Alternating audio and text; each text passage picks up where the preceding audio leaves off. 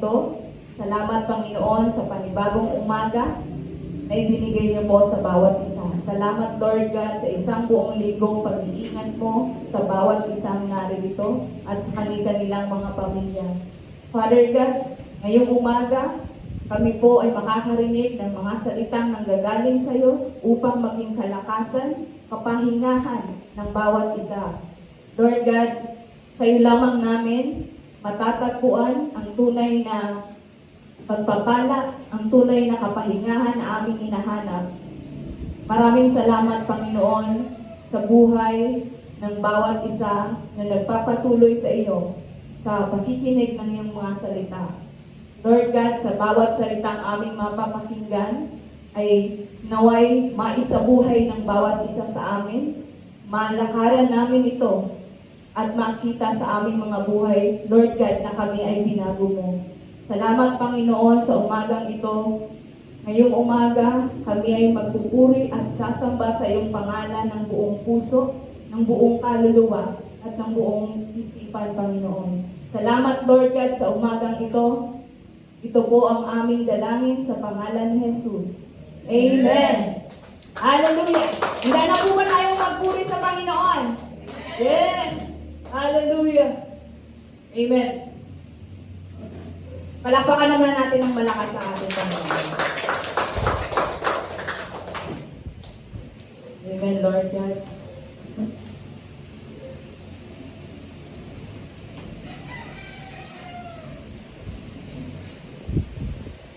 Amen.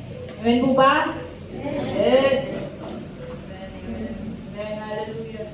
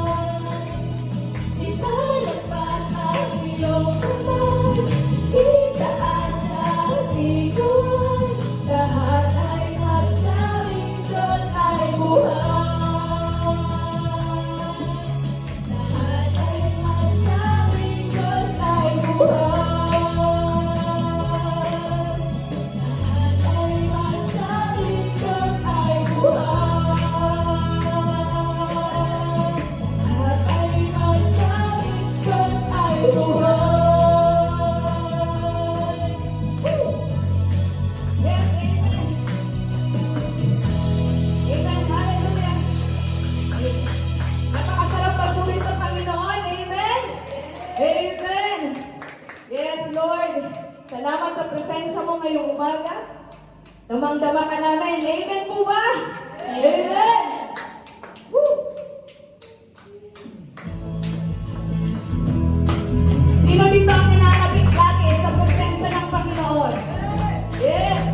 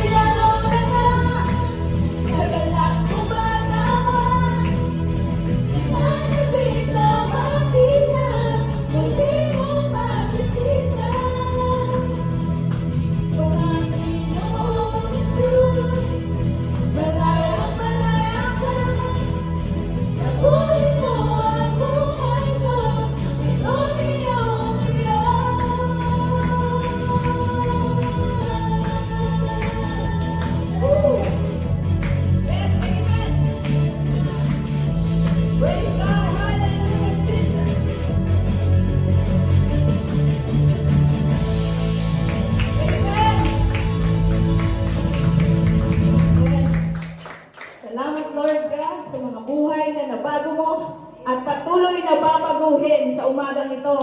Amen? Amen. Hallelujah. Salamat, Panginoon, sa iyong presensya at sa iyong kadakilaan ngayong umaga.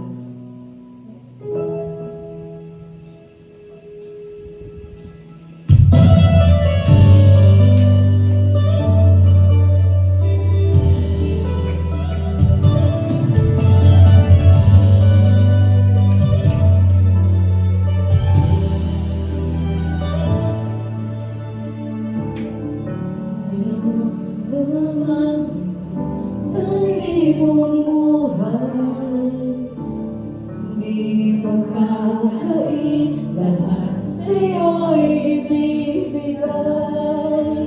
Ganun pa man sa'kin ay isang taglay, ilaraan bawat saglit upang ibigin ka nang walang humpay.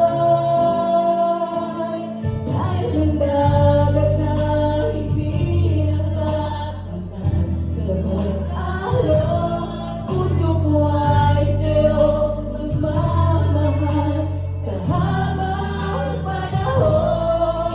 Natatanging kayaman mo, ikaw ay sabahin. Mas kapasitan iyong bigin, kalakip ng awitin. Mayroon lamang sa libong buhay, hindi pagkakain, lahat sa'yo'y ibibigay. Gayon pa man sa'kin, isang taglay, ilalaan bawat saglit upang ibigin ka na walang humpay. Gaya ng dagat na hindi napapagkal sa pag-alon, puso ko ay sa'yo magmamahal sa habang panahon.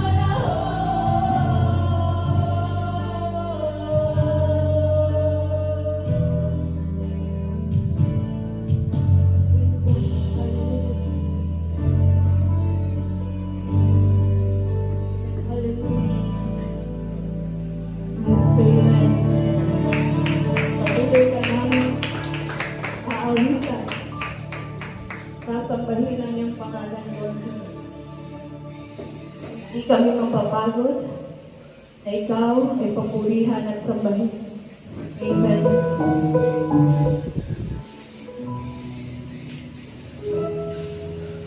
Yes, Lord.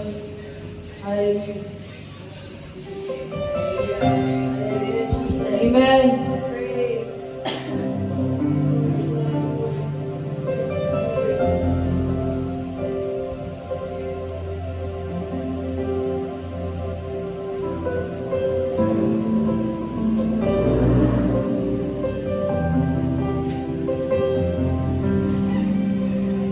Higit sa aking kailangan,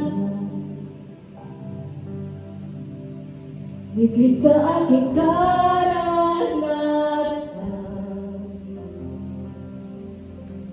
higit sa aking isipin, ay kaya mong gawin. Higit sa aking kalakasan,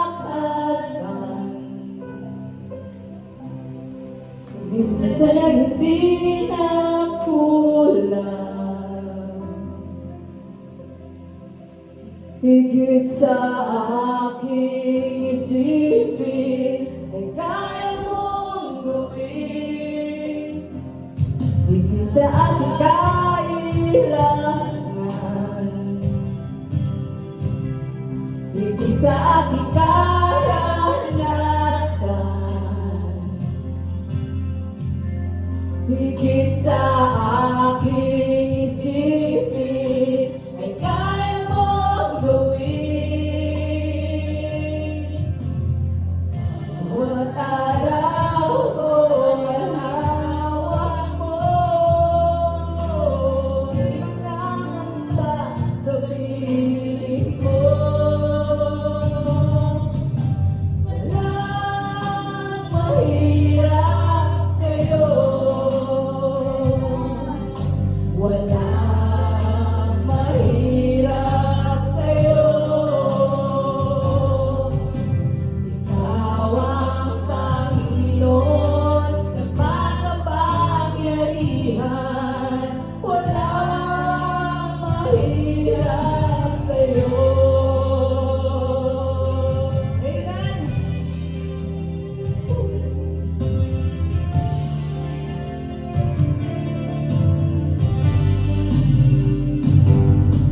Sa aking kailangan, higit sa aking karanasan,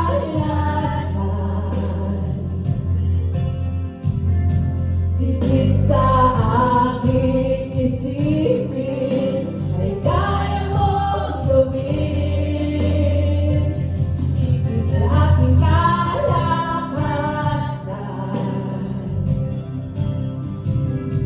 minsan ay hindi na kulang. Higit sa aking isipin, ay kaya mong gawin. Bawat araw ko ay hawak mo, nangangamba sa piling mo. Walang mahirap sa'yo, walang mahirap sa'yo. Ikaw ang Panginoon na makapangyarihan, walang mahirap sa'yo. Walang imposible sa'yo,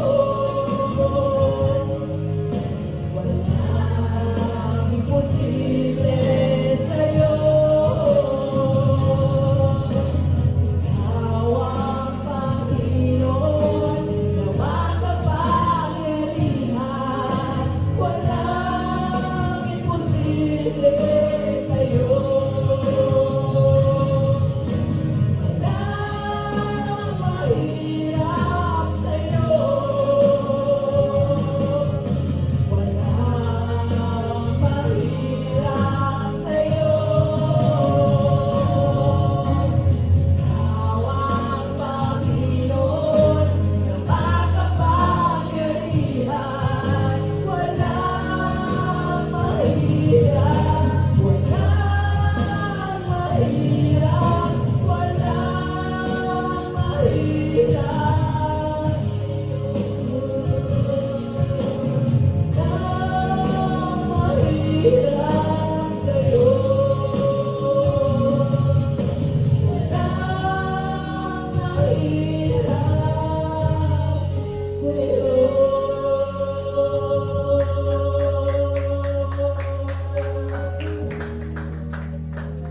Amen. Hallelujah, Jesus.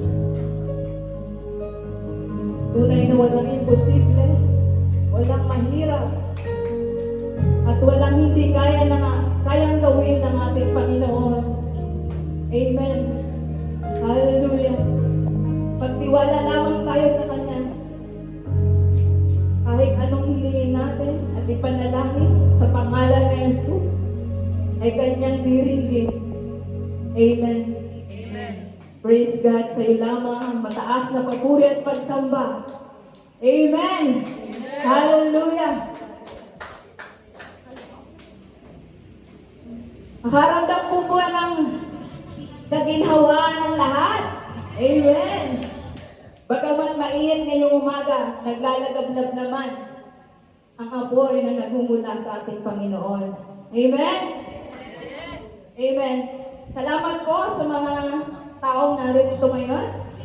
Bago po tayo umupo, kamayan naman natin ang bawat isa. Amen.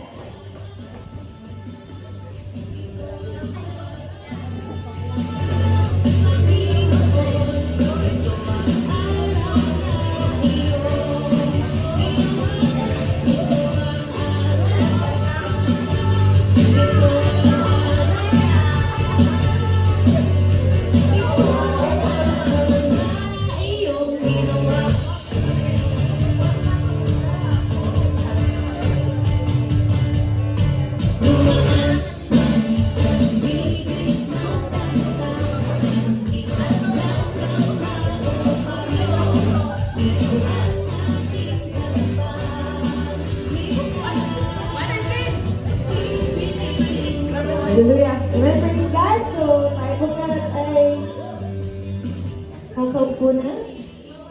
God.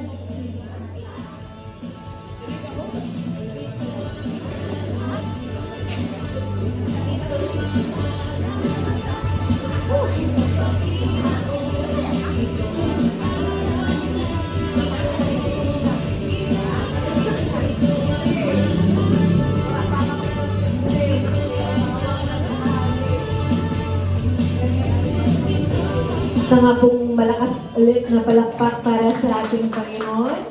Amen. Praise God. Isang mapagpalang araw po sa bawat isa. Amen. Salamat sa ating worship team. Amen. Grabe kung iintindihin po natin yung mga kinakanta natin. Amen. Na walang imposible kay Lord. Kung dumating ka dito ng ang dami mong daladalang problema, ang dami mong mga laban na ibinubuno. Okay, lagi mong ipaalala sa sarili mo na walang mahirap sa Kanya, walang imposible sa Kanya. Siya ang Diyos na makapangyarihan, siya ang Panginoon. Amen, ng lahat ng bagay, ng lahat ng sitwasyon.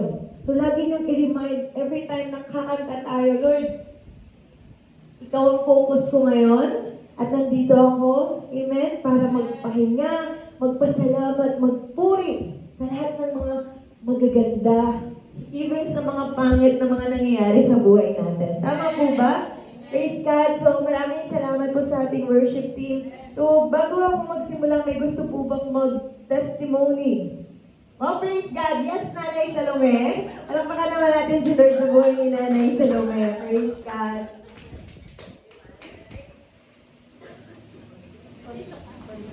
Magandang araw po sa iyo. Magandang umaga pala. Tinong ko yung parang masak sa akin, kalooban awit na lahat. Kasi walang epidemic talaga kay Lord. Nung una kasi, nung una ko pagpapagamot, apat yung gamot ko. Ngayon, ay isa na lang. Kasi wala sa epidemic kay Lord. Isa na lang yung gamot ko. Kasi lahat na, binabaan pa nga eh. Kasi nga, talagang nasa loob ko yung, walang posibility talaga kay Lord. Eh, sa tanda ko na ito, kaya ko pang, binibigyan talaga ako ng lakas ni Lord. Kasi kahit gaano karami yung labahin ko, kaya ko pa. Siguro, sa tulong ni Lord, binibigyan talaga ng lakas sa araw-araw, pati yung buong pamilya ko. Salamat at lagi nandito na yung anak ko. Ito ang sabi ko kasi, unahin mo lang si Lord kahit na magnegosyo ka. Yun ang uunahin mo. Si Lord. Kasi walang iba. Natutulong sa atin si Lord. Sinasabi ko sa inyo lahat, ang pinagdaanan ko talaga parang teleserye. Lahat na pagsubok, binigay na sa akin. Nung maliliit pang mga anak ko, hiniling ko na kay Lord, nabigyan pa ako ng lakas para makita ko yung talaga ang niya. Kasi noon, talagang kahit parang mamamatay na, pititipit na ako noon eh. Nung naagasan ako, sabi ng doktor, 50-50 na daw ako. Pero hiniling ko sa kanya, bigyan mo pa ako ng Lord ng mahabang buhay kasi maliliit pang anak ko. Gusto ko sila makitang lumaki. Binigay naman sa akin, Lord. Thank you talaga, Lord. Lahat ng hiniling ko sa iyo, ibinigay mo. Maraming salamat, Lord. Ito na lang po ang aking sabi. Thank you po, Nanay. Praise God. Tunay na buti ang Diyos. Amen sa buhay ni Nanay Salome at ng kanyang buong pamilya. Amen. Nakita natin, no? Damang-dama. Amen. Yung mga pagsubok na napagtagumpayan, mga bagay na pinagdaanan ni Nanay. Amen. At meron pa ba gusto mag-share ng kung ano yung ginawa ni Lord sa buhay niya? Amen. Salamat sa kagalingan po. So, kung wala na, amen, kung wala na, tayo po lahat ay dadako na sa ating pag-uusapan ngayon. Anong series na nga po ulit natin? Nasa Encounter Jesus series pa rin tayo. Amen. Pero part 2, sa loob ng 4 na linggo, pinag-usapan natin yung iba't ibang mga tao, diba? At kung paano nila na-enkwentro or kinatagpo sila ng ating Panginoon. Nalaman din natin yung kahalagahan ng pagkakaroon ng tama, totoong pagkakilala kay Lord, at totoong relasyon sa Kanya. Amen. So, yung huling kwento na tinalakay natin, sino nakakaalala? Yung babaeng Samaritana, nasan siya?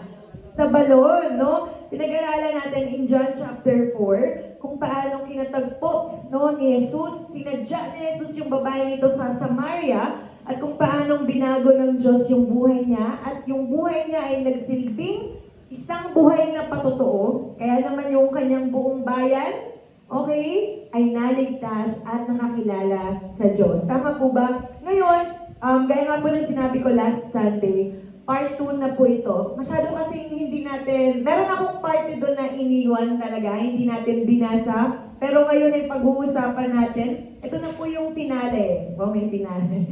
Ito na po yung ending ng ating serye or ng ating series, no? Na pag-uusapan natin, okay, na-encounter.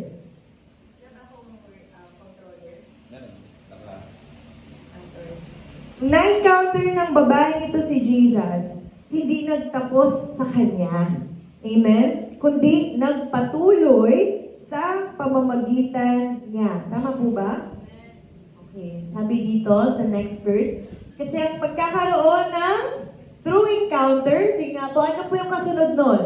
Magkakaroon ka ng true relationship at magiging isa kang true follower of Jesus. Ay, ikaw siyang nilalagyan ng true. Kasi pwede kang maka-encounter, pero baka hindi pa yun ganon katotoo. Pwede kang magkaroon ng relasyon sa Kanya, pero baka mababaw pa lang. Or pwede kang maging tagasunod ni Kristo, pero baka hindi pa ganoon kaseryoso at katotoo. Pero yung pinag-uusapan natin lagi is yung true. Sabihin nyo nga true? True or yung pagiging totoo. No? Kasi ang encounter or ang pagkakaroon ng relationship kay Jesus, hindi lang po siya one-time, big-time decision. No? Actually, araw-araw mong pipiliin na na sumunod kay Jesus. Isang bagay yung tinanggap mo siya bilang yung Panginoon at tagapagligtas. Pero isang bagay din, yung araw-araw mong lakaran, amen, yung pananampalataya mo at pagkakilala sa Kanya. So, yun nga, pinag-aralan din natin, no? That Jesus is very intentional and strategic. Nakita natin na pag sinabing intentional, di ba? Ano po yung highlight kong verse nung last Sunday? Kinailangan niyang pumunta sa Samaria. Or in English, he had to go to Samaria. Pero, napag-aralan natin yun nung Sunday. Pero ang tanong, what would be our response? Or ano naman yung magiging tugon natin, no? Sa kwento na pinag-aralan natin dun sa babaeng Samaritana. Kasi every time po na pumunta tayo sa church, nakakarinig tayo ng preaching, nagbabasa tayo ng salita ng Diyos, ng Bible, okay, importante na lagi din nating tinatanong si Lord pagkatapos na, Lord, ano po yung gusto mong matutunan ko? Ano po yung gusto mong gawin ko base sa mga narinig ko? Amen? Kasi kung wala tayong ganong response, no, pupunta lang tayo dito, makikinig, tapos ano natin, parang dagdag kaalaman lang siya. No? Magiging additional knowledge, magiging additional information. Pero kung magkakaroon ka ng tugon, diba? Basa, anong tugon? Diba? Kung magkakaroon ka ng tugon or ng aksyon dun sa mga napag-aralan natin, doon mo mararanasan yung pagiging buhay at makapangyarihan ng salita ng Diyos. Tama po ba? No? Sino dito yung every matatapos yung preaching, iniisip niya na, Lord, ano yung magiging application ko nito sa buhay ko? Lord, ano po yung gagawin ko after nito? After kong makalabas ng church? Meron po ba kayong ganong isip? No, na, Lord, ano yung gagawin ko? Or, nandito lang tayo isip na natin, ano na kaya ang gagawin ko ulit sa bahay? Ano ulam? Ano na ulam mamaya? No? Or ano na ba yung mga pinagkakabalahan ko? Ano ba, dami ko palang iniwang labahin? No? Dapat pala naglalaba ko. No? Magkaroon tayo ng tamang response, tamang puso kay Lord na, Lord, hanggang nandito ako, nakikinig ako ng salita mo. Ano po yung gusto mong gawin ko pagka-uwi ko? Amen? Tama po ba? Kasi laging, yung salita ng Diyos, mananatili lang siyang information, no, kung walang application. Amen? So, ang application doon natin, mas maiintindihan. Ganito pala yung nangyari. Ganito pala yung pinagdaanan din ng babaeng Samaritana. No? Kasi ina-apply mo siya. Yung parang, pag nagbabasa tayo, sa discipleship po, tinuturuan din tayo mag-journal. And sa journal, meron dong, every time na nagbabasa tayo ng Bible, hindi mo lang siya binabasa ng basa lang. Okay? Kundi inaaral mo siya, ano yung mga bagay na kailangan kong iwasan or yung error to avoid? At ano naman yung mga bagay na pwede kong may apply sa buhay ko? Tama po ba? No? Kahit dito sa pag-attend natin sa church, amen? So, kung meron kayong notebook or ballpen, yan, lagi ko pong in-encourage, magsulat po tayo para pagdating natin sa bahay, na-review natin. Naaralan, ano nga ulit yung pinag-aralan natin. At kung meron kayong makakausap, meron na kayong topic, tama po ba?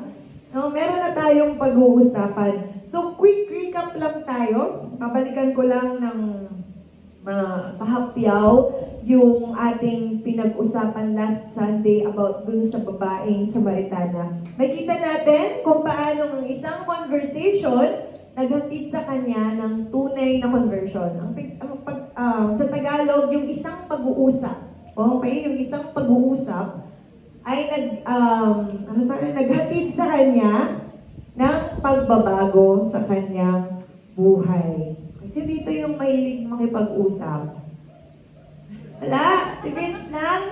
Wala, paano na yan? Lahat tayo may kinakausap araw-araw. Tama po ba? At alam nyo ba na ang bawat mga pinag-uusapan natin, ito, pag-aaralan natin kung paano natin gagawin mas makabuluhan yung bawat pinag-uusapan natin. Amen? Kasi marami kang pwedeng pag-usapan dito sa mundong ito. Pero ano kaya yung klase ng mga pag-uusap, okay, na pwedeng magdala ng pagbabago dun sa kausap natin? Amen? No? So, yun yung tituro sa atin ni Jesus. So, meron lang tayong ito yung nangyari sa babaeng ito, sa babaeng Samaritana.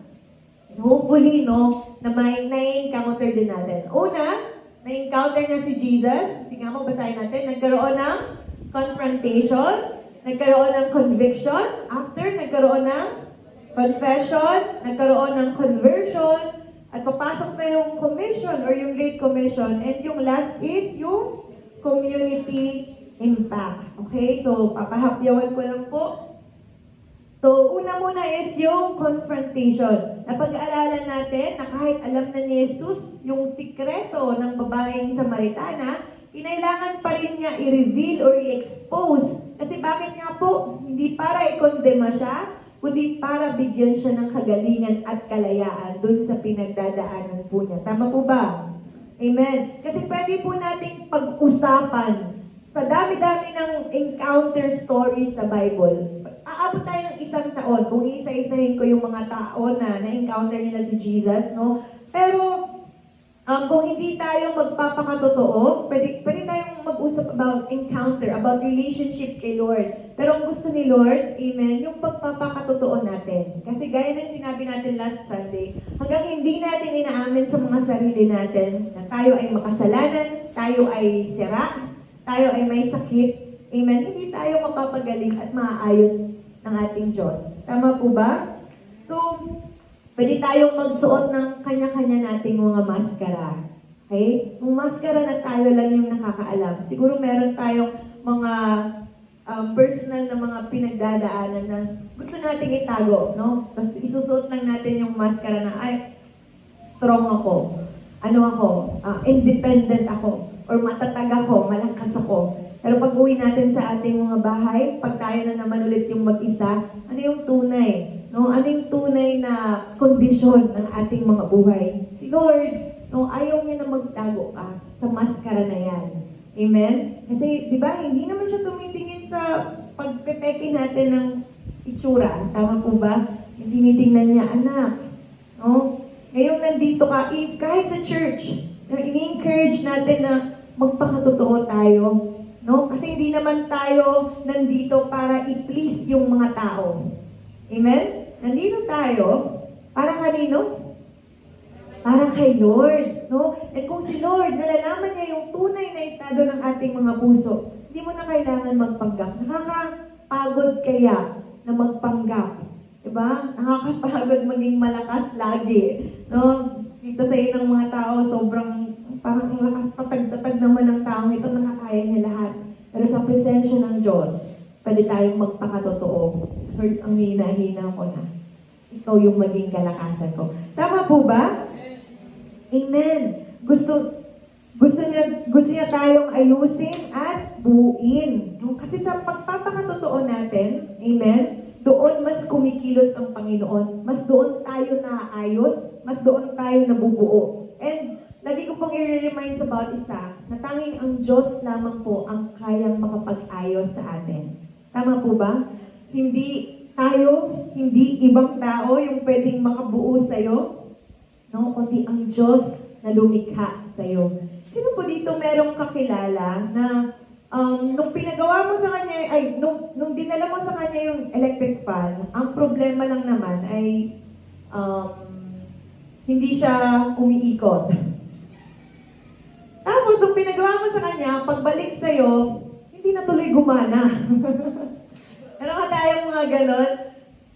Yung tatay ko dati, mahilig siyang magkumpuni-kumpuni, no? Pero naiinis lagi si mama kasi imbis na konti lang, isa lang yung sira, mas tumadagdag pa yung sira, no? Kaya ang ginagawa, imbis na pagbunting-buntingin mo yan, dali na natin agad yan sa tunay na mekaniko. Diba? Imbis na konting sira lang, pag pinilit ng isang hindi naman tunay na mekaniko, mas nadadagdagan yung problema. So, ganun din tayong mga tao, di ba? Minsan, ang dami nating, okay, na-try ko to, baka mabuo ako.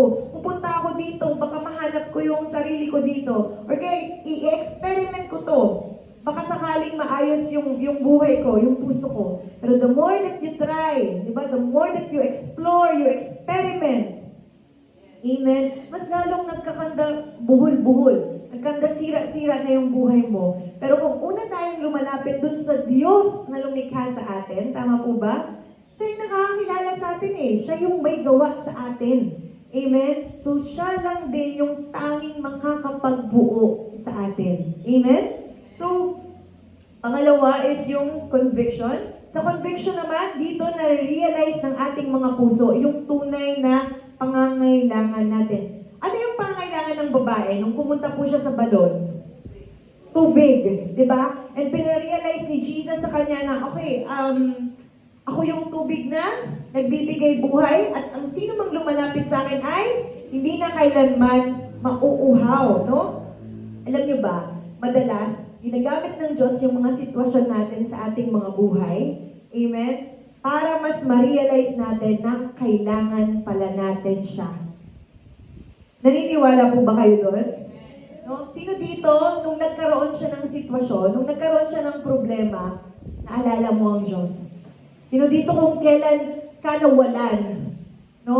Mas doon ka lumapit sa Diyos. Di ba lahat naman po tayo, kung kailan meron tayong mga pinagdadaanan, mas naaalala natin siya na, okay, meron pala akong Lord, no? Na bagaman pangit man yan, masama man yan ngayon sa paningin mo, pero yan yung ginamit ng Diyos na sitwasyon para lumapit ka sa Kanya. Tama po ba? Kaya, lagi kong paulit-ulit na sinasabi, yung problema, blessing yan. Sabi mo nga sa katabi mo, blessing yung problema. Kasi yung problema na yan, ang patuloy na magpapaalala sa'yo na meron kang Diyos na pwedeng lapitan at handang tumulong sa'yo. No? Tingnan niyo po, ang tao, tayong mga tao, pag wala tayong problema, madalas nakakalimutan natin si Lord. Tama ba? Pag masaya, pag okay ang lahat, pag sobra-sobra ang blessing, mas doon natin nakakalimutan ng Diyos na nagbigay ng blessing na yon. Or the moment na, okay, nagkaroon ka ng sitwasyon, nagkaroon ka ng pangangailangan, nawala yung mga blessing na yon. Yun yung ginamit ni Lord para papalikin tayo sa Kanya. Reminder po ba? Sino dito nakakaalala ng kwento ng The Prodigal Son or yung alibughang anak? Alala niyo po? Yung alibughang anak, di ba po, naglayas siya. Kinuha niya yung yaman ng kanyang, yung mana niya sa kanyang tatay. And winaldas-waldas niya, di ba, ng babae, nag-inuman. Lahat ng gawain sa mundong ito, ginawa na niya para lang maubos yung pera. Pero alam niyo, dumating di ba siya sa point na naalala niya yung tatay niya? Alam niyo ba na hindi naman talaga niya naalala yung tatay niya dahil gusto niya lang. Yung dahil voluntary, yung ginusto ng puso niya. Naalala niya yung tatay niya kasi may nangyari sa kanya. Na yung nangyari sa kanya in Lucas chapter, basahin nga natin, Lucas chapter 15 verse 14 to 20. Basahin po natin. Nang maubos na ito, nagkaroon ng matinding tagutom sa lupain iyon. Kaya't sila'y nagsimulang maghirap na masukan siya sa isang taga-roon at siya'y pinagtrabaho nito sa isang babuyan. Sa tindi ng kanyang gutom at dahil sa wala namang nagbibigay sa kanya ng pagkain, halos kainin na niya ang mga pinagbalatan ng mga bungang kahoy na pinapakain sa mga baboy. Next verse. Ngunit, napag-isip-isip niya ang kanyang ginawa at nasabi niya sa sarili, labis-labis ang pagkain ng mga alila ng aking ama. Samantalang ako'y namamatay dito sa gutom. Babalik ako sa aking ama at sasabihin ko sa kanya, Ama, nagkasala po ako sa Diyos at sa inyo. Hindi na po ako karapat-dapat na tawaging anak ninyo, ibilang na lamang ninyo akong isa sa inyong mga alila at siya'y nagpasyang umuwi sa kanila. Samahan niyo po ako sa maikling panalangin. Naming Diyos, maraming salamat po ngayong araw na to. Thank you God for another day, another opportunity na binigay niyo po sa bawat isa upang makapanaig sa iyong presensya. Lord, nandito kami. Alinisin niyo po ang aming mga puso. Lord, prepare our hearts as we receive your word na walang mga salita mo ang makawalang bisa at tatagos lamang sa aming mga tenga. But Lord, let your word be manifested in our lives. Lord, that ang salita mo ay buhay at makapangyarihan. Ikaw po ang magturo sa bawat isa sa amin. Lord, override my preparation. Holy Spirit, minister. Ikaw po yung magsalita, banal na spirito sa bawat isa na nandito ngayon. Lord, salamat. Uuwi kami ng punong-puno ng pagpapala, punong-puno, Panginoon, ng bagong sigla, bagong pag-asa na nagmumula sa iyo. God, we are so thankful for all that you did in our lives and for all the things that you will continue to do. Ito pong aming panalangin sa pangalan ni Jesus. Amen. Amen. Parapakan po natin si Lord. Amen. So, itong anak na ito, okay, napag-isip-isip niya na meron siyang ama, di ba? Ano sabi doon? Napag-isip-isip niya yung kanyang ginawa at sinabi niya sa sarili, dun sa bahay ng tatay ko, lahat ng katulong namin, walang nagugutom. Diba? Sobra-sobra pa yung pagkain doon. No? Pero bago siya dumating sa realization na yun, ito yung naging situation. In unang verse, sabi doon, nagkaroon ng matinding tagutom. Okay, sa tagutom, di ba? Mahirap lahat, pandemya, krisis. Kaya't siya ay nagsimulang maghirap. So tingin nyo, kung hindi pa naubos yung kayamanan niya at walang krisis, tingin mo babalik kaya siya sa kanyang tatay? Diba, hindi pa. Yung party-party pa. Masaya pa dito. Pero dahil nagkaroon ng sitwasyon, kaya nagkaroon siya ng conviction. Sabihin niya natin po, conviction. Conviction. Alam niyo po yung conviction? Ang conviction po, sabi dito, is the word of God that helps us see our need. Ibig sabihin, yun yung pagkilos ng Diyos sa ating mga puso upang makita natin na yung pangangailangan natin. Alam niyo, maaari kasi nakakarinig tayo, nandito tayo sa church, nagbabasa tayo ng Bible, pero kung walang conviction, hindi mo makita yung pangangailangan mo. Paano pong ibig sabihin nun? No? Kung wala kang conviction from the Holy Spirit, hindi mo makikita na kailangan mo ng kapatawaran. Tama po ba? Kung hindi ka kino-convict ng Lord sa mga kasalanan na ginagawa natin, hindi mo makikita yung pangangailangan mo ng tagapagligtas. Tama po ba? Na ang conviction po, okay, yun yung pagkilos ng Lord sa'yo. Sino dito yung nakaranas na biglang isang araw nagising ka na lang, tapos na-realize mo pala na kailangan ko na palang lumapit kay Lord. Or kaya nagmumuni-muni ka, tapos bigla kang nakarinig ng boses or may naalala kang pangako ng Diyos na, anak, inaantay kita, lumapit ka na sa akin. Meron ba kayong ganong moment? No? Na hindi mo naman sinasadya, alam mong hindi sa'yo galing yung thought or yung isip na yon. Pero alam mong meron kang narinig na munting tinig na, anak, mag-church ka ngayon. Anak, buksan mo yung Bible mo. May ganun po ba? Ha? Amen. Kasi doon sa conviction na yun, no, hanggang pinapamatigas natin yung puso natin, hindi mapapakinggan yung munting tinig na yun. Right? Ano yung kaibahan ng conviction sa condemnation? Ang condemnation, parehas po yan boses. No? Parehas yan boses sa ating isipan. Ang condemnation ay yung boses o yung ingay na kung ano-ano yung naririnig mo, yung lahat ng kasalanan mo, ipapaalala sa'yo, lahat ng mga maling nagawa mo, di ba? Parang, ito ka dati, ito yung nakaraan mo, di ba ganito ka? No? Bakit ka lalapit sa Diyos? Di ba ganito yung ginagawa mo? Yan yung salitang condemnation. At ang condemnation po ay mga kasinungalingan. Okay? Na pinapaalala sa'yo ng kaaway para hindi ka lumapit sa Diyos. Kaya every time na nakakapag-isip ka ng mga negatibo, no? Hindi yan galing sa Diyos. Sabihin mo nga sa katabi mo, hindi yan galing sa Diyos. Galing yan sa kaaway. Every time na sinasabihan ka ng mga bagay para hindi ka lumapit sa Kanya, tingnan ninyo, kung kailan papunta ka sa church, saka ang dami mong naaalala. Kung kailan nagpe-pray ka, saka ang dami mong naririnig ng mga boses na hindi ka papakinggan ng Diyos. Ito yung ginawa mong kasalanan, no? Diba? Pero ang conviction o yung gentle, quiet voice from the Holy Spirit, mahina lang yan na magpapaalala sa'yo na, anak, mahal kita, anak, diba? Tinanggap kita, namatay ako para sa'yo. No? Pero kailangan mo siyang pakinggan mabuti. Ano kung na-share dati, na bakit yung mga ingay ng negative, malakas. No? Bakit kailangan sumisigaw siya sa ating mga isipan? Kasi alam niyo kung bakit? Kasi yung kaaway, okay, malayo siya sa atin. Kaya kailangan niyang isigaw, no, ibato sa'yo para hindi ka lumapit sa Diyos. Pero yung conviction, yung mahinang boses, no, yung mahinang boses na nandito sa ating mga buhay, na naririnig mo, hindi po siya konsensya, hindi siya konsensya, hindi siya guilt, no? Kundi yung conviction na nagmumula sa banal na spirito. Mahina siya. Alam niyo kung bakit? Kasi nasa loob natin siya. Iniwala ba kayo nasa atin ng banal na spirito? Yun yung nagpapaalala sa atin na, anak, balik ka na, anak, parang mali yung ginagawa mo ah.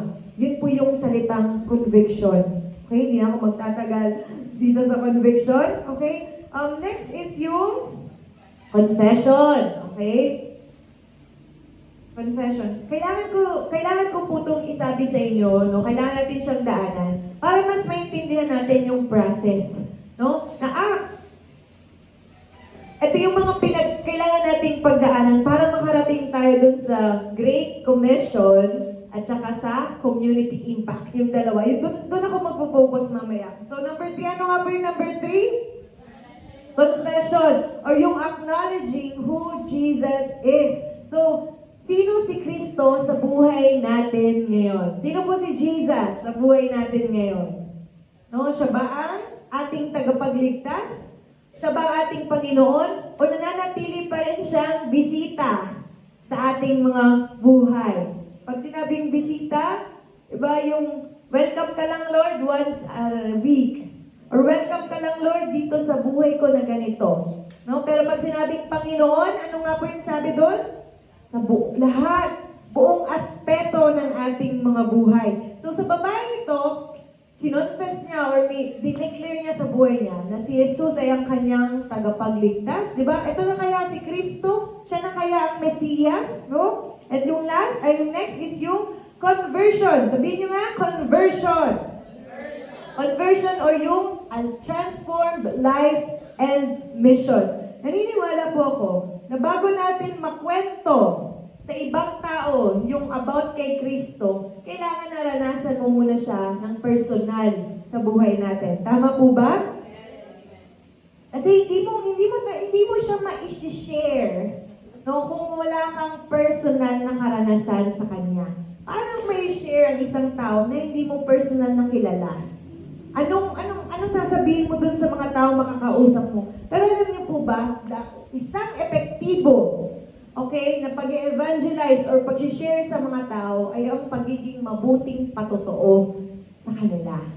Okay? Ano yung ibig sabihin ng mabuting patotoo? In 2 Corinthians chapter 5 verse 17, basahin natin ang malakas. 1, 2, 3. Kaya kung nakipag-isa na kay Kristo ang isang tao, isa na siya bagong nilalang. Wala na ang dati niyang pagkatao, sa halip ito'y napapalitan na ng bago. Gusto ko pong i-highlight sa inyo yung salitang nakipag-isa na kay Kristo. Ano daw po yung nangyayari sa mga taong nakipag-isa na kay Kristo? Nababago. Meron na, isa na siyang bagong nilalang, yung kanyang mga dating ugali, yung dating pananalita, yung dating mga ginagawa, no? Na hindi na ayon sa kalooban ni Lord. Sabi doon, napapalitan na daw ng bago, no? So yung tunay pala ng nagbibigay ng pagbabago sa ating mga buhay, yung pakikipag-isa natin kay Kristo. Amen? Hindi relihiyon. Tama po ba? At lalong-lalo hindi yung church. Kaya nga, paulit-ulit kong sasabihin, no, sa mga taong natatakot pumunta sa church, sa mga taong natatakot pumunta dito, kasi nga, anong bubunyagan, no? Kahit sabihin ko po sa inyo, kahit isang daang beses kang bunyagan, kahit isang beses kang wisikan ng tubig, kung wala sa atin si Jesus, wala kang mababago sa atin. Maaring relihiyon yung mabago sa iyo pag sige mo ang pabunyag, no?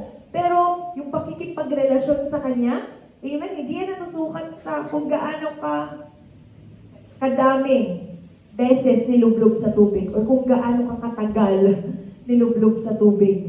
Walang kapangyarihan ng tubig. Pero may kapangyarihan pag ang isang tao nagdesisyon, Lord, sa iyo ako susunod. Lord, Ikaw yung aking Panginoon at Diyos ko simula ngayon. Amen? Yun yung tunay na magbibigay ng pagbabago sa ating mga buhay. Amen? Kaya, kung naaasar man po kayo, kung may nangaasar na sa inyo, na bubunyagan ka man doon, anong sasagot natin? Wala yan sa relihiyon. Nasa relasyon yan. Kasi maaaring pwede kang mamatay sa relihiyon, no? Pero hanggang wala kang tunay na relasyon kay Lord, baka pagdating natin sa langit, sino ka? No? Bakit? Amen? Ang tanging daan lang, sino nga po? Si Jesus. Amen? So, ang ating next ay dito na tayo sa The Great Commission. No? Kasi, kailangan nating pagdaanan yung, ano nga po yung una? Encounter,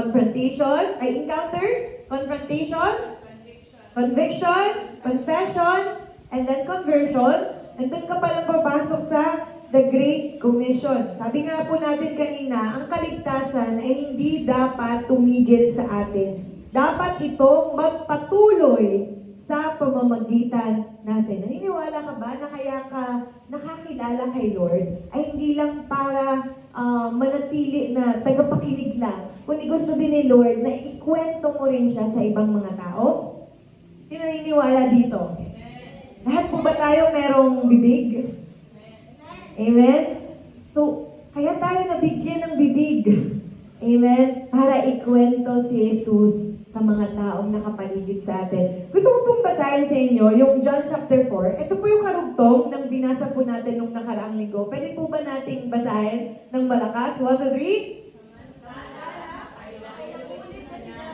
Alagad kay Jesus, Rabbi, kumain na kayo. Ngunit sumagot siya, ako'y may pagkain, hindi ninyo nalalaman? Kaya't nagtanong-tanungan ang mga alagad, may nagdala kaya sa kanya ng pagkain? Sinabi sa kanila ni Jesus, ang pagkain ko'y ang tuparin, ang kalooban ng nagsugo sa akin, at tapusin ang ipinapagawa niya sa akin. So bago po nag-umpisa yung kwento, nakita natin doon, na si Jesus, kaya siya nag-iisa doon sa Samaria, kasi iniwan siya ng kanyang mga alagad, para ano daw po? Para bumili ng makakain. Okay? And nung dumating na yung mga alagad, nagulat sila kasi nakita nila si Jesus na may kausap na isang babaeng Samaritana. Ngayon, inaalok nila si Jesus ng pagkain. Ang sabi niya, Rabbi or Guro, kumain na po kayo. Ang sabi ni Jesus, no? Meron akong pagkain, hindi nyo nalalaman. Hindi naintindihan ng mga disciples yung sagot ni Jesus, no? Ang sabi ni Jesus, ang sabi ng mga disciple, meron kayang nagbigay sa kayo ng pagkain? Hinatilan kaya siya ng Samaritana ng makakain, no? Pero ang sabi ni Lord, kung meron man daw siyang pagkain, yun ay ano daw po? Tuparin ang kalooban ng nagsugo sa akin at tapusin ang ipinapagawa niya sa akin, no? Kung yung mga alagad ay nakafocus sa physical food or sa physical na pagkain, ang ating Panginoon masigit yung nakita niya. Nakita niya yung pangangailangan ng mga kaluluwa ng mga taong taga Samaria. Amen? And praise God. Amen, praise God. Alam niyo po yung salitang Great Commission. Sabihin nga po natin, Great Commission. Great Commission, ibig sabihin po, meron tayong misyon, takilang misyon sa ating mga buhay. Sino po dito yung nalaman na niya ngayon sa gantong edad niya kung bakit siya nandito sa mundo? Yung tunay na purpose, yung tunay na dahilan, bakit hanggang ngayon nandito pa rin siya? Nalaman na po ba natin? Or baka hanggang ngayon, inaalam pa po natin. Amen? Ito pong Great Commission, okay, isa sa mga rason kung bakit nandito pa po tayo sa mundo. Kung bakit nakakilala tayo kay Lord. Kasi una sa lahat, di ba, ginawa na ni Jesus ang lahat para sa kaligtasan ng tao. Okay? Tinanggap natin siya bilang ating Panginoon at tagapagligtas. At sa atin, amen, hindi natatapos ito. Amen? Meron tayong misyon. Sabihin mo nga sa katabi mo, meron tayong misyon. Handa ka na ba? No? Sa isang misyon, kailangan buo yung loob mo. Diba? Hindi ka pwedeng pumunta sa isang labanan or sa isang misyon na hindi ka sigurado. Kasi baka mamaya, di ba, papunta ka pa lang, umatras ka na. Oh, natakot ka na, nakita mo na agad yung mga kalaban, ayoko na pala. Pero alam niyo yung totoong mga sundalo, kahit alam nila yung panganib doon sa misyon na pupuntahan nila, hindi sila nagpapatinag kasi alam nila yung purpose nila. Tama po ba? Meron, yung kanilang misyon ay mas malaki kaysa doon sa mga takot na pinagdadaanan nila. Tama po ba? Ito yung Great Commission na binigay si Jesus sa atin. In Matthew chapter 28 verse 19 to 29. Basahin nga po natin. 1, 2, 3. At 19 to 20 lang yan. 1, 2, 3. Therefore, baptizing them in the name of the Father, and of the Son, and of the Holy Spirit, and teaching them to obey everything I have commanded you. And surely, I am with you always to the very end of the age. Bago umakyat si Jesus sa langit, iniwan niya ng gagawin yung kanyang mga disipulo, yung mga taong naniniwala sa kanya. Okay, at ano po yun? Hindi para magparami ng miyembro sa simbahan, no? Hindi para magparami ng mga karelihiyon, kundi ano sa? Go and make disciples. Sabihin nga po natin, disciples. Ano ibig sabihin ng mga disciple? Mga disipulo. Sila ba yung mga pumaparada lang sa daanan? Ano yung ibig sabihin para sa inyo ng tunay na disipulo ng Diyos? Yung tunay na tagasunod ni Kristo. Tama po ba? At alam niyo po ba, amen, na walang ibang ibinigay sa atin na utos. Kundi, ano daw po? Make disciples of all nations. Pag sinabing all nations, amen, lahat ng tao. Kahit po nandun sa pinakaliblib na lugar, kahit po ba, nandun sa pinakaliblib na lugar, amen, kahit doon na sa pinaka hindi na naaabot ng araw, yes, hanggang tao yan, no? Kasama yan sa niligtas ng ating Panginoon at kailangan rin siyang mabahaginan ng kaligtasan, ng mabuting balita. Amen? Ang Great Commission ay hindi lamang po para sa mga pastor, hindi lamang sa mga leaders, no? Hindi lamang siya sa mga nakapag-aral ng Bible School, kundi ang Great Commission ay ibinigay sa mga taong sumusunod kay Jesus. Tayo po bang lahat ay tagasunod na ni Jesus? Amen? So ito yung kailangan nating gawin. Okay? Sabi doon, turuan sila ano daw po? Ng lahat ng inuutos ng Diyos. Lahat ng inuutos ng Diyos. At ito yung pangako ng Diyos sa lahat ng mga gumagawa ng Great Commission. Sabi doon, kasama niyo ako hanggang sa katapusan ng mundo or ng daigdig. Now our next, sige nga, basahin po natin. The Great Commission begins when we see people through God's eyes. Magsisimula yung Great Commission. Okay? Pag sinabi bang commission, Great Commission, ano yung naiisip natin? Hindi po to networking. Hindi to, commission daw, commission. Kundi yung ating gagawin, no? Magsisimula yan pag nakikita na natin yung mga tao kung paano sila nakikita ng Diyos. Tayo po ba ngayon? Paano natin nakikita yung mga tao na sa paligid natin? Sisimula ko, paano mo nakikita yung mga kapamilya mo? Paano mo nakikita yung kapitbahay mo? Yung mga tao dito, no, sa mundo, nakikita mo ba sila bilang kaaway? Nakikita mo ba sila bilang kakompetensya? Nakikita mo ba sila na hindi naman sila karapat-dapat mahalin? Paano natin tinitingnan yung mga tao? Madaling makita yung mga tao na, kailangan nila si Lord kasi mababait sila. No?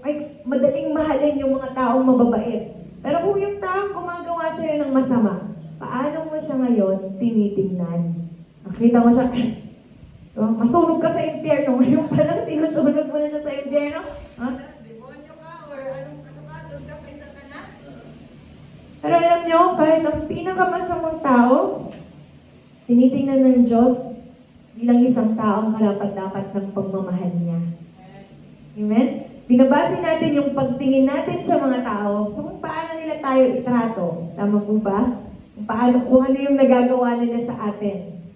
Pero kung titingnan natin sila sa lense ng ating Diyos, kahit ang pinakamasama, actually lahat tayo pinakamasama, no, ay nakuha pa rin mahalin ng ating Panginoon. Hanggat hindi mo inaalis sa sarili mo yung iyong mga mata, okay, hindi mo makikita yung pangangailangan ng iba. Lagi tayong nakafocus sa ating sariling nararamdaman. Ito yung pakiramdam ko, Lord. Ito yung ginawa nila sa akin. Sinaktan po nila ako. Ito po yung mga pinagdadaanan ko. Ito po yung mga pangangailangan ko. No? Hanggat hindi natin naiaalis yung sarili nating mga mata sa pansarili lang natin na interes, hindi mo makikita yung pangangailangan at yung pinagdadaanan ng iba. Kaya masasabi mo, nakay man ako matulong doon, ako nga kailangan ko rin ng tulong. Nakay man ako ma-pray doon, ako nga kailangan ko rin ipag-pray. Diba? Kaya nagkakaroon tayo ng kasi lagi tayong sa ating pansarili nakatingin. Pero, ito yung gustong gawin sa atin ng Lord. No? Amen? May natututunan po ba tayo? Ito yung sinabi niya sa karugtong. In verse 35, hindi ba sinasabi ninyo, 4 na buwan pa at anihan na? Sinasabi ko naman sa inyo, masdan ninyo ang mga bukid, hinog na ang trigo at handa ng anihin. Ngayong darating po na July 12, ang ating anniversary. Ilang taon na po tayo? 1 year, praise God. Di po ba kayo masaya? Mag-iisang taon na tayo. Salamat sa isang masaya. Amen. Sino excited na mag-anniversary tayo sa July 12? Praise God, praise God. Ang ating pong tema sa darating na anniversary na ito ay the season of great harvest. No? Kaya natin ito pinag-aaralan kasi gusto natin ma-prepare ang bawat isa, no? Na maging, anong tawag doon? Maging workers para sa great harvest. Gusto niyo po ba na maging kaparte ng great harvest ng ating Panginoon? Amen, no? Na marami sa paligid natin yung nag-aantay na lang. Sabi ni Lord, di ba sabi niyo 4 na buwan pa bago yung anihan? Pero sabi niya, buksan mo, masdan niyo ang bukid. Sabi sa English, open your eyes. Buksan mo yung mga mata mo. Hinog na ang trigo at handa na silang anihin. Ano yung sinasabi dito ni Lord na handa ng anihin? Yung mga kaluluwa na nag-aantay sa atin na mabahaginan sila ng salita ng Diyos. No? Sabi ni Lord, sabi ng mga tao, 4 na buwan pa, pero ang sabi ni Lord, handa na, kailan daw? Ngayon. Sabihin mo nga ngayon. Ngayon, hindi bukas, hindi sa makalawa, hindi sa susunod na linggo, sa susunod na taon, sa susunod na buwan, kundi ngayon. Gusto ni Lord, gamitin natin yung opportunity ngayon para magbahagi at ikwento sa iba kung ano yung pinaranas niya sa buhay natin ngayon. Ay, hindi Lord, next year na lang. Ay, hindi Lord, bukas talaga. Bukas talaga. Tapos dumating na yung bukas na lang talaga, Lord, talaga. Promise. Pero alam niyo po ba, na minsan hindi natin nare-realize, no, na sabi dito sa Bible, walang kasiguraduhan ang bukas. Maaring yung opportunity mo ngayon ay maaring last mo na palang opportunity or baka last na opportunity ng kausap mo. Tama po ba? Ayoko din dumating sa point. Pero may nakarinig ako ng testimony na nagkataon na nakausap niya yung taong yon. Ay parang may nag-testimony. Nakausap niya yung isang tao na yon out of nowhere, biglaan sa isang araw, okay? And hindi niya na na-share, no? Hindi niya na patanggap kay Lord yung tao na yun, hindi niya na bahagi na ng salita ng Diyos. Alam niyo, kinabukasan, namatay. Okay, namatay yung kausap niya. And sising-sisi siya, na sana pala, no, kinausap ko na, sana pala napatanggap ko man lang kay Jesus, bago man lang siya kinuha. Tama po ba? No? Na lagi nating pinagmamalaki, bukas na yan, Lord. Next month na lang, Lord. Pero, anak, diba? Ngayon yung opportunity. No? Kaya mo nakausap yung tao na yan. Kaya mo nakasalubong yung tao na yan. Kasi mayroong misyon na pinapagawa sa'yo si Lord. Kaya ka binisita ng tao na yan ngayon. Okay? Kasi may gusto siyang ipagawang misyon. So, mamaya, okay, kung sino man yung mga makakausap natin, Lord, tulungan mo po ako na maibahagi ko yung salita mo sa mga taong nakakausap ko. Amen? Amen. Parang ayaw niyo ng ating topic na yun. Mahirap ba? Amen, amen. Nagsisimula sa isang conversation. Diba? Isang conversation. Lahat naman tayo dito marunong makipag-usap. Amen? At sa pakikipag-usap na yun, pwede mong, anong Tagalog nun? Pwede mong isingit, no? Yung about kay Jesus. Minsan nauubos yung oras natin sa pakikipag-usap sa buhay ng ibang tao. Diba? Oh, si ganyan, si ganyan. Umaabot na ng ilang oras, di ba? Wala na sigurong marites dito. Pero meron man tayong makabuluhan ng pag-uusapan. Ikwento mo naman yung buhay mo. Ano ka dati? Kung paano ka binago ng Diyos ngayon. Amen? Di ba mas maganda po yung pag-usapan? No? Now, from Marites to being a good Samarites. Hindi ka na Marites, ikaw na ay good Samarites. Ano yung good Samarites? Na hindi na buhay ng ibang tao yung daladala mo. Hindi na buhay ng ibang tao yung kinakalkalat pinag-uusapan natin. Kundi buhay mo na at kung paano ka binago ng Diyos. Tama po ba? Na minsan, yung mga conversation natin, amen, gawin mo siyang opportunity para ma-share si Jesus. Kahit isingit mo sa lahat, walang tao, okay, na hindi nangangailangan ng Diyos sa buhay niya. Pwede kang makahanap dyan, no, ng butas. Pwede kang makahanap dyan ng pagkakataon para maisingit si Lord. O ano mo, Mare, namomblema ako, di ba? Hindi ko alam kung saan kukuha ng pagpaaral ng mga anak ko, di ba? Nawala ng trabaho si pare. Ano yung mga madalas na sinasabi natin sa nakakausap natin? Ay, oo nga, Mare, kawawa ka naman. Or, ay, oo nga, Mare. Diba? Iwanan mo na yung asawa mo. Diba? Ay, oo nga, Mare. Ano yung madalas nating nasasabi sa kanila? Pero ngayon, meron ka ng ibang tugon. No, ano na sasabihin mo? Alam mo, Mare, no? Kami yung, nangangailangan din ako dati, pero nung lumapit ako sa Diyos, gumawa siya ng mga paraan. Gumamit siya ng mga tao para maibigay yung pangangailangan na yun. Naniniwala ka ba na kayang ibigay ng Panginoon yung mga pangangailangan mo? Eh, doon mo siya ipag-pray. Alam mo, ang pinakamagandang maitutulong natin sa tao, hindi lang pera. O ito, Mare, ito pera pambili. Pero mas higit pa doon, yung panalangin, yung mailapit mo siya kay Jesus. Kasi yung pera, isang gastos lang yan, ubos na yan. Kailangan ulit niya ng tulong.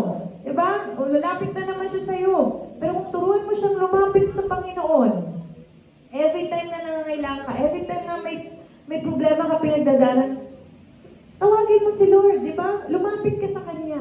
Amen? Hindi lang isang araw yung nabago mo sa Kanya, kundi yung buong buhay niya at maging sa buhay na yung pangwalang hanggan. Kasi na ipakilala mo si Lord. Maraming pwedeng itulong sa tao, pero ang pinakamaganda na itulong mo sa Kanya, ilapit mo siya sa Panginoon. No? At hindi lang isang buhay yung pwede mong mabago. Pati yung mga anak niya, no? Pati yung mga taong nasa paligid niya, nababago. Tama po ba?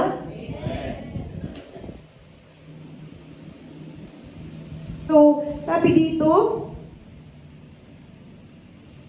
kasi normal sa isang tao, yung pag meron tayong sobrang saya na experience, sobrang normal sa atin na ikwento sa iba. Uy, alam mo, ang ganda nakapunta ako sa ganitong lugar. Sobrang ganda. Nakakain ako sa ganitong restaurant. Meron silang ganitong pagkain. Sobrang sarap. Diba? Kahit hindi ka utusan ng may-ari ng restaurant na i-promote yung tinda niya, dahil nasarapan ka, ikikwento mo sa iba. Tama po ba? Kasi experience mo eh. No? buhay na patotoo mo, naranasan mo, natikman mo, nasarapan ka. So, ganun din tayo dito kay Lord. Dahil totoo, yung naranasan mo sa Kanya, diba? Hindi ka matatakot or mahihiyang ikwento yun sa iba. Kasi alam mo, na kung tayo nga, nabago ng Diyos, how much more sa mga taong nakakausap natin or sa mga taong pinapadaan ng Diyos sa ating mga buhay. Tama po ba?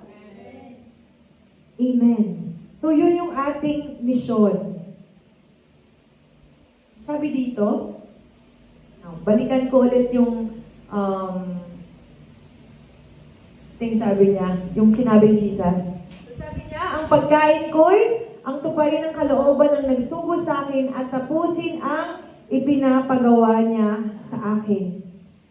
Marami tayong mga nakikitang misyon sa ating mga buhay. No? Hindi ko alam kung ano yung mga personal yung misyon. Maaaring misyon kong magpayaman, misyon kong magkaroon ng ganito, misyon kong makapunta ng ganyan, or makarating ng mga ganito, ganyan. Nang walang masama doon, no? Pero hindi iyan yung totoong misyon natin. Alam niyo kung bakit? Kasi ang yaman sa mundong ito, diba? Iiwan mo lang din naman. Baka nga mamaya hindi mo pa ma-enjoy. Pero yung misyon na ginagawa mo para sa Panginoon, Lord, magdadala ko ng maraming kaluluwa para sa'yo. Hanggang sa langit. No? Yung reward mo kay Lord. Alam niyo po ba, na ang Diyos, kung makikita pa natin yung puso ng Diyos, wala pong ibang laman yan, kundi kaluluwa ng mga tao. No? Every time na makakita tayo ng mga kaluluwa na napapahamak, ano yung nararamdaman natin? Every time na may nakikita kang namatay, o every time na may nakikita kang mga pamilyang nagkakagulo sa komunidad ninyo, sa barangay ninyo, ano yung nararamdaman ninyo? Nakakaramdam pa ba po tayo ng awa para sa kanila? Ng pag-ibig para sa kanila? Na kailangan nila si God, kaya sila nagkakaganyan kasi wala silang Diyos sa buhay nila. Or tayo din yung katulad ng mga Pariseo na kaya kayo nagkakaganyan, ayaw niyong lumapit sa Diyos eh. Buti nga sa'yo, no? O yan, tara kabaga. No? Pero if we have the compassion, the same burden na meron ng Panginoon, alam nyo,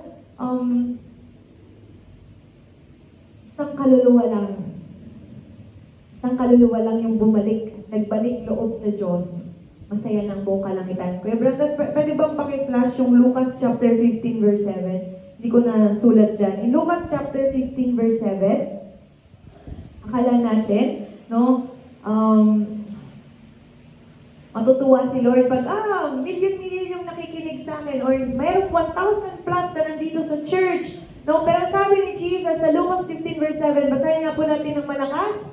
Sinabi ni Jesus, ganun din sa langit, masayang-masaya sila roon dahil sa isang makasalanang nagsisi kaysa sa 19 na matuwid na hindi nangangailangan ng pagsisisi. Kita po ninyo, nagsasaya ang langit pag merong isang makasalanan na nagsisi at nagbalik loob sa Diyos. Ilan lang daw po? Isa lang. No? At yung isa na yon, okay, yun yung isang rason kung bakit namatay si Jesus. Yung isa na yun, okay, yan yung matagal na inaantay na ng Diyos. Kaya walang kaluluwa yung nakakahigit o nakakababa. Lahat tayo pantay-pantay. So lahat ng mga kakilala natin, kahit yan pa yung masama, kahit wala ng pag-asa yan, amen, mananatiling mahal po yan ng Diyos. Meron ba tayong parehas na pagmamahal sa kanila? Nung nakaraang linggo, nagkaroon ako ng prayer na, Lord,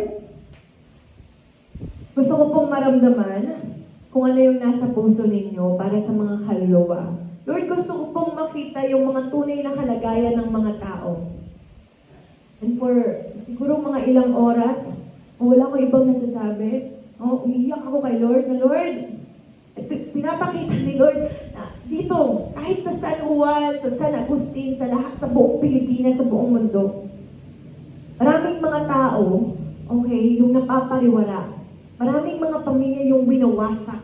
Maraming mga mag-asawa yung pinaghihiwalay at mga kabataan yung nasisira ng buhay. No? Kasi pa rin sila nakakakilala kay Lord at yung kaaway, yung demonyo, yung patuloy na naglalaro sa buhay nila. Alam niyo ba, every time na may isang kaluluwang napapahamak, nadudurog ang Diyos. Nadudurog ang puso ng Diyos. Kasi kaya nga siya namatay, kaya nga niya binigay yung buhay niya para wala nang kaluluwa yung mapunta sa impyerno. Wala nang tao yung mapahamak sa buhay na walang hanggan sa impyerno. No? Pero dahil decision pa rin ng mga tao yun, no? Pero ang tanong doon, ano yung ginagawa natin para sa mga kaluluwa na nasa paligid natin? Lahat tayo, sino dito may kasama pa sa bahay? Sino dito yung may kapitbahay pa? May classmates, kaopisina, kaibigan. No? Kung ikaw pa lang po yung nakakilala kay Lord dyan sa circle of friends mo na yan, ikaw yung gusto niyang gamitin para dalhin din sila sa ating Panginoon. Naalala ko si Esther, nagkaroon tayo ng journal kay Esther. Sabi ni Esther kay Mordecai, Esther, kung natatakot ka na iligtas ang buong lahi mo sa Hudyo, maliligtas ng Diyos ang buong Hudyo kahit hindi ikaw yung gamitin. No? Pero hindi kaya yan yung rason kung bakit nandyan ka ngayon sa palasyo. No? Inisip natin, Lord, wag ako, iba na lang. Nakakahiya, hindi ako marunong. Lord, next time na lang, pag okay na ako. Lord, ano na, mag-aaral muna ako ng maraming taon bago ako mag-share, bago ako mag-invite ng mga tao papunta sa'yo. Pero itong babaeng Samaritana na to, diba, ano lang yung ginawa niya? Hali kayo, tingnan ninyo. Nakita ko na ang ating Panginoong Hesus. Hindi siya nagsabi ng kung ano-anong mga salita pa, ng mga malalalim. Hali kayo, tingnan ninyo. Ito na kaya ang Kristo? Amen? Tama po ba? No? Siguro yung last, I hope nagigets po ninyo kasi sa July 12, pag nagka-anniversary na po tayo, wala tayong ibang lalakaran kundi yung the season of great harvest. Wala akong ibang ituturo. Hindi, ano yung magiging parte natin para sa harvest na inilaan ng Panginoon. Amen? So dito po the Great Commission is a team effort. Basahin nga po natin in Juan chapter 4 verse 36 to 38. Ang umaani ay tumatanggap ng kabayaran at nagtitipon ng bunga para sa buhay na walang hanggan. Kaya't magkasamang magagalak ang nagtatanim at ang umaani. Dito nagkakatotoo ang kasabihang iba ang nagtanim at iba naman ang umaani. Isinugo ko kayo upang anihin ang hindi ninyo itinanim. Iba ang naghirap dito at kayo naman ang umani ng kanilang pinaghirapan. So anong matututunan po natin dyan sa binasa natin? That the Great Commission, nasa na ba yung ano?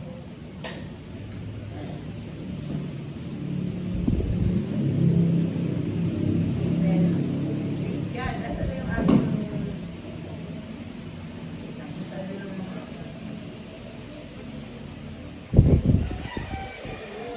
Ang Great Commission daw po ay team effort. Iba yung nagtatanim at iba yung umaani. Ano po yung pwede nating matutunan dito? Tayo po, no, ang bawat isa sa atin ay pwedeng maging tagapagtanim. Anong tinatanim natin sa mga tao? Yung binhi ng salita ng Diyos sa kanilang mga buhay. Every time na nag-share tayo ng salita ng Diyos, every time na nag-i-invite tayo ng mga tao papunta dito sa church, hindi natin na responsibilidad na baguhin sila. Tama po ba? Hindi natin responsibilidad na palaguin sila. Kasi sabi sa New Testament, sabi ni Pablo, no? Tayo ang nagtatanim, tayo ang nagdidilig, pero ang Diyos ang nagpapalago. No, ang Diyos ang nagpapabunga sa mga tao. So, every time na nagtatanim ka ng salita ng Diyos, nag-i-invite ka, huwag kang ma-discourage na hindi naman sila sumasama, hindi naman sila nababago, hindi naman sila nakikinig. No? Yung bawat mga itananim mo, okay, ay iniwala po tayo na magbubunga yan sa tamang panahon. Na na makakaalala din yan ng mga taong nakausap mo, ng mga salitang, diba, salita ng Diyos na na-share mo sa kanila. So every time na, ayoko sumama, or wag na muna ngayon, next time na lang, huwag kang panghinaan ng loob. Gawin mo yung part mo. Ano lang yung part natin? Magtanim, mag-invite, mag-share. Pero yung pagbabago ng buhay ng mga tao, hindi mo responsibilidad yan. Responsibilidad ng Diyos yan. No? Kaya huwag kang panghinaan. Itong bina-Bible studyan ko, ilang taon na itong bina-Bible study, bakit ganun pa rin siya? Bakit wala pa rin nababago? Akala mo lang yun. Pero meron nang ginagawa ang Diyos sa buhay niya kasi ginagawa mo yung parte mo. Tama po ba? No? Na minsan, iba yung, sino dito, iba yung nag-share sa kanya, tapos, iba din yung nag-aalaga. Kung, di ba? Meron dito, si Ate Che, di ba? May nagtanim sa kanya ng mga na pastor nung bata siya. No? Tapos ngayon yung panahon ng pag-aani niya, sabi ko, siguro kung buhay pa yung pastor na yon na matyagang nagpupunta sa San Agustin, siguro tuwang-tuwa siya ngayon. O kung nasa langit naman na siya, siguro sinabi niya, ay hindi pala sayang yung paglalaan ko ng buhay pumunta sa San Agustin. Kasi may isang cheche na nagbunga ngayon dahil dun sa tinanim nung tao na yun, nung dating-dati pa. Diba? Kaya kahit gaano kaliit yung ginagawa natin, kahit gaano nakakapagod na, Lord, parang wala naman silang naiintindihan. Lord, bakit parang hindi naman sila sumusunod sa'yo? No? Patuloy ka, magpatuloy ka, kasi isang araw, aani ka. Aani, magbubunga, magbabago, diba? Ang importante, meron kang naitanim. Tama ba? Tama po ba? Huwag kang mapagod magtanim. Sa mga nakakausap ninyo, magtanim kayo kahit pakunti-kunting Bible verse, pakunti-kunting salita ng Diyos. Isang araw maaalala nila yan. O nga, no, yung sinabi ni Ate Josie, na magtiwala lang kay Lord, na mahal pala ako ni Lord. Tama po ba? Maaalala nila yan. Amen? Yung last, yung community impact. A single encounter led to an entire community hearing the gospel. Nabasa natin to last Sunday. Pero bigyan natin ng diin. Maraming Samaritano sa bayan yon ang naniwala kay Jesus dahil sa patotoo ng babae. Sinabi niya sa akin ang lahat ng aking ginawa. Kaya pumunta sila kay Jesus at nakiusap na tumigil muna siya roon. At tumigil nga siya roon sa loob ng 2 araw. At marami pang sumampalataya ng mapakinggan siya. Pagkatapos sinabi nila sa babae, naniniwala kami ngayon, hindi na dahil sa sinabi mo, kundi dahil sa narinig namin siya. Alam na namin siya ngayon ang tagapagligtas ng sangkatauhan. Dahil meron isang babaeng Samaritana, yung nagpatotoo at nagpahayag ng ginawa ng Diyos sa buhay niya, kaya ang buong bayan ng Samaria ay nagkaroon ng kaligtasan. Hindi mo kailangan, sabi nga, hindi mo kailangan, nakakalungkot, ilang tao pa lang yung nasishare ko, ilang tao pa lang yung na-invite ko, no? Pero di ba, sabi doon, babalik ako doon sa sinabi sa Lucas, kahit isang kaluluwa lang, masayang-masaya na ang Diyos sa ginawa mo. Okay? So, kung meron man po tayong gustong i-apply or gustong application ngayong araw na to, meron lang tayong ilang buhay. Meron ba dito may siyam na buhay? May pusa pa. May pusa ba dito? May siyam na buhay? Meron lang tayong isang buhay dito sa mundong ito. Ang tanong doon, para kanino mo pinapagamit yung nag-iisang buhay na yun? Lord, sabi nga sa kanta ko, meron lang akong 1,000 buhay, Lord. Ang lahat ibibigay ko sa'yo. Pero isang buhay lang yung meron tayo. Ito na yung panahon para ipagamit mo kay Lord yung buhay mo na yan. Hindi ko alam kung hanggang kailan tayo sa mundo. Kahit ako, hindi ko alam kung hanggang kailan ako bibigyan ni Lord ng pagkakataon para magawa pa itong mga ginagawa ko ngayon. Pero hanggang binibigyan pa ako ng pagkakataon ni Lord, patuloy at patuloy pa rin gagawa para sa Kanya. Marami kaming pwedeng gawin. Marami tayong pwedeng gawin. Pwede tayong Pwede kaming magpayaman na lang dyan, di ba? Magtrabaho na lang dyan, mag-travel. Pwede, marami kaming pwedeng gawin. Pero lagi kong sinasabi sa sarili ko, hindi ko nakikita ang kapakipakinabang yung buhay ko kung hindi ko ito ipapagamit sa Diyos. No? Naaalin ko yung yaman, aalin ko yung mga ganyan. Kung walang kaluluwa ang nababago, kung walang kaluluwa ang nagbabalik loob sa Kanya. Ako, masaya tayo sa mga blessings natin, tama po ba? Pero ang kalangitan nagsasaya kung merong isang kaluluwa ang nagsisit nagbalik loob. Okay?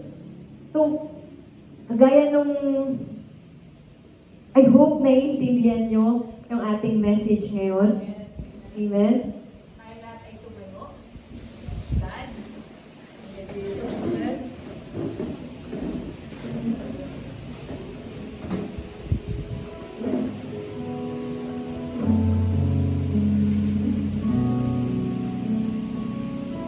Amen.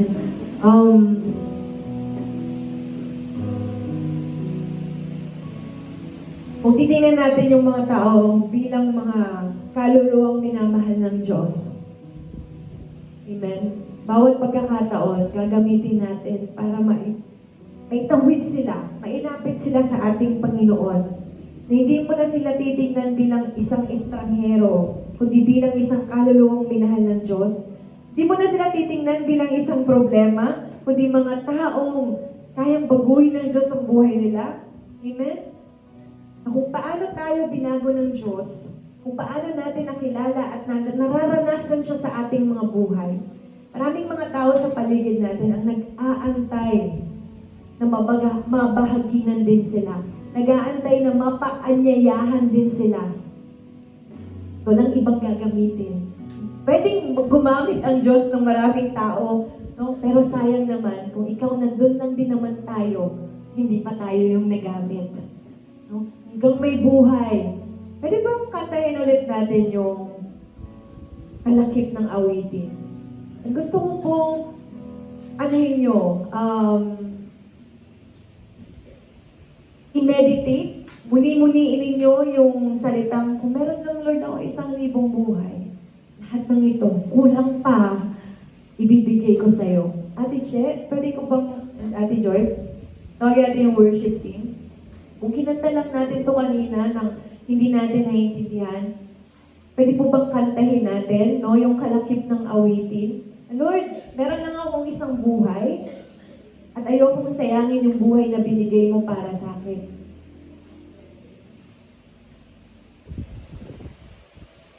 Yun, dito gustong gamitin ni Lord yung buhay niya.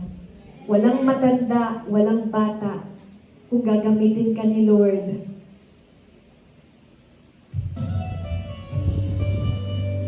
okay, at kumanta tayo sa Panginoon.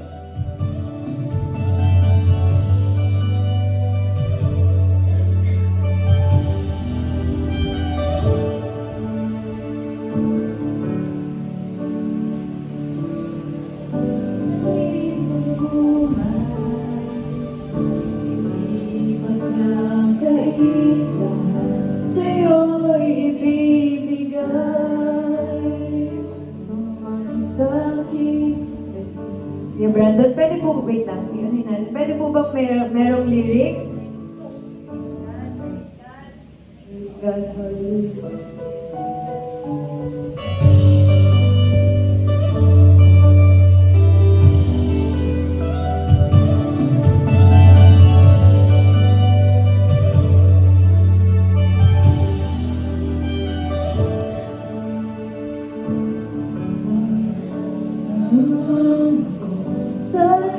Buong buhay,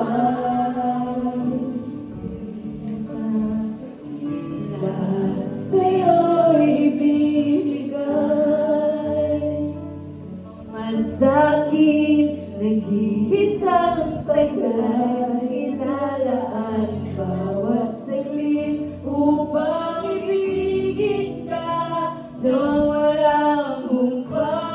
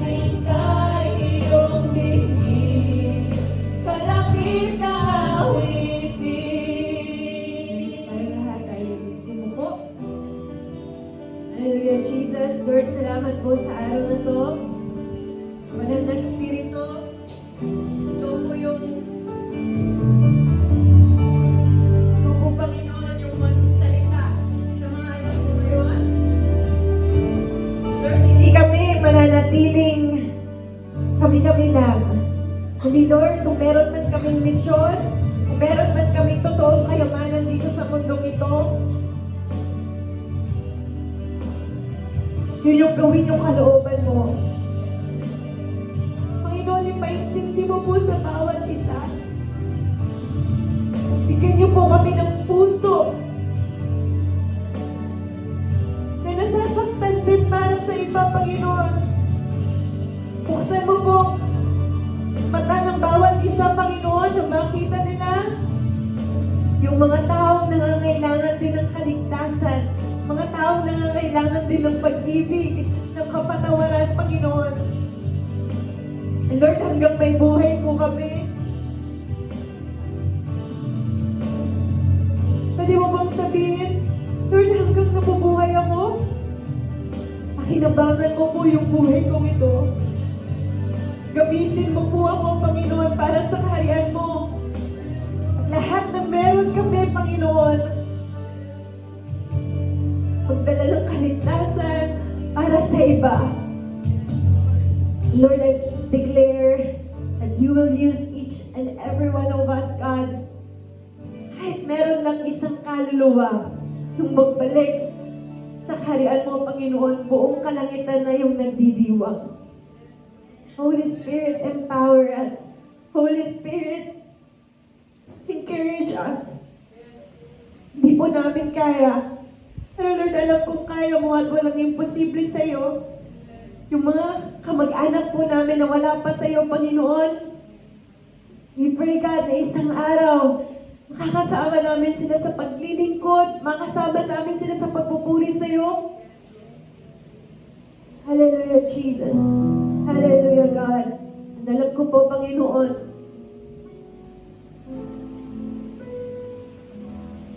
gagamitin namin ang aming mga buhay para sa isang misyon na ibinigay niyo po sa bawat isa sa amin. You belong all the praise and glory. In Jesus' name we pray. Amen and amen. So, palakpakan po natin sa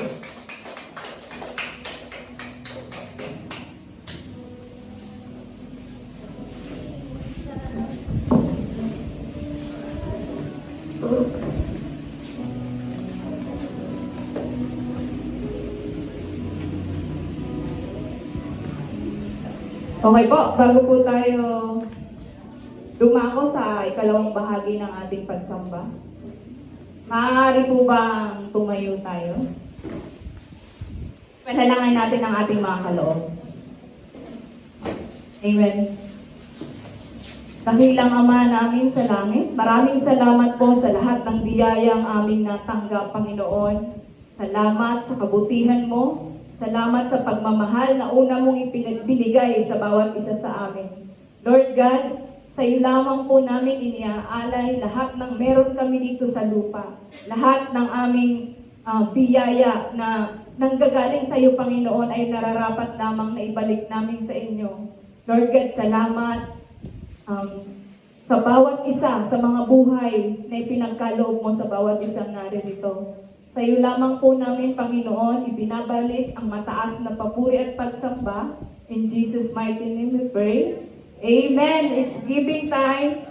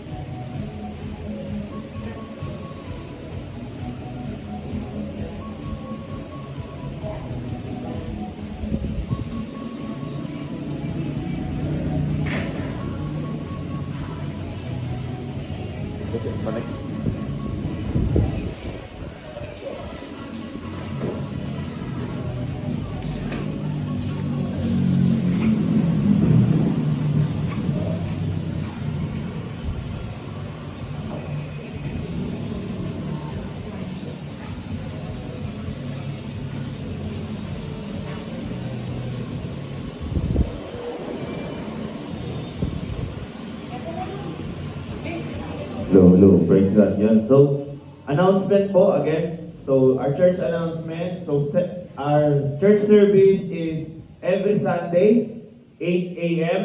Okay? So, anong oras po ang church service natin? Okay, hindi po 9, hindi po 8:30, 8 a.m. Again, discipleship class every Sunday at 1:30 p.m. to 3 p.m. Ngayon po, lahat po ng disciple leaders, maiwan po, may sasabihin lang po ako for short time. Then next po, disciple, don't watch, morning prayer every Saturday po, 5 a.m. to 6 a.m. Okay? Every Sunday po, so nasan yung mga kids natin? Ba't wala na silang lahat? No? So meron po tayong kids ministry every Sunday po ng umaga. So may assign naman po na magtuturo sa kanila. So huwag po kayong mag-prepare na magdala po ng mga bata rito kasi meron pong naka-assign na magtuturo sa kanila every Sunday. Doon po sila sa baba. Okay, youth ministry every Saturday po yan. Kada Sabado po ng hapon. Stress po hanggang alas 4:30 po ng hapon. Yan po sila. Kabait po niyan. Father's Day celebration, June 21, 2026. Linggo po ito, alas 8. Mag-celebrate po tayo next Sunday. So please po, i-invite nyo po yung mga asawa nyo po, yung mga tatay po ninyo, sila naman yung isi-celebrate natin sa Sunday. Okay? Next is, stay connected. Another announcement is, ngayon pa lang, meron tayong encounter. Sa next yata yan hindi ko natapos. Okay yan. So, Encounter Jesus, kung sino yung gustong maka-encounter, kanina nakita nyo po yung, ano po yung pinag-aaral natin kanina? Ano po title? Okay, encounter, So, ngayon, yung mga taong ito, na-encounter nila si Jesus, yung Samaritan women, si Zacchaeus, lahat sila ay na-encounter si Jesus. At doon nila nakita kung ano si Jesus sa buhay nila, At dito po, sa encounter na to, mas makikilala natin si Jesus. Ito po ay naka-schedule sa July 4. July 4 po ito. July 4, Saturday. Maghapon po yan. So, 8 to 5 p.m. At yung mismong araw ng encounter, Friday and Saturday po, ng July 11 and 12. Ngayon pa lang po ay sinabi na po namin ito, para po 10-11, sorry po. Friday. Pero Friday, Saturday po yan. 10-11 po ang tamang niyan. 10-11, July 10 and 11. Friday po. Friday and Saturday. Okay? Kung interested po kayong sumama, sa po yan, sa Dunamis Main Church sa Santa Magdalena po. Okay? At ang sinabi na po namin ito mas maaga para po mapagkante nyo po yung araw nyo kasi alas 8 po yan hanggang alas 5. Magpalista po kayo, magsabi po kayo sa amin, o kaya inform nyo po kami kung gusto nyo pong sumama. Yun po, so stay connected, stay blessed. Tayo po tayo lahat para sa ating closing prayer. Okay? Let us pray. Panginoon namin Diyos, ang dakila sa lahat. Marami pong salamat, Lord, sa mga salita, Panginoon, na natanggap namin sa umagang ito, Lord. Paunin namin ito, Lord. Hindi lang po kaming manatili, Panginoon, na nakatanggap ng inyong mga salita sa lugar na ito, Lord. Kundi isa buhay namin ito. May pakilala ka namin, Lord. Maging kapakipakinabang ang buhay namin, Lord. At gayon din po, Panginoon, na mas maging kagamit-gamit to, Lord. Hindi lamang para sa pangsarili naming kapakanan, Lord, kundi para sa mga tao, Panginoon, na nangangailangan ng inyong mga salita. Gaya nga na sinabi mo, Lord, merong isa lamang na kaluluwa na magsisisi at magbabalik sa iyo. Grabe ang kaligayahan at kasayahan, Panginoon, dyan sa langit. Marami pong salamat. Binibigay namin sa inyo ang mataas na papuri at samba. In Jesus' name we pray. Amen. God bless po.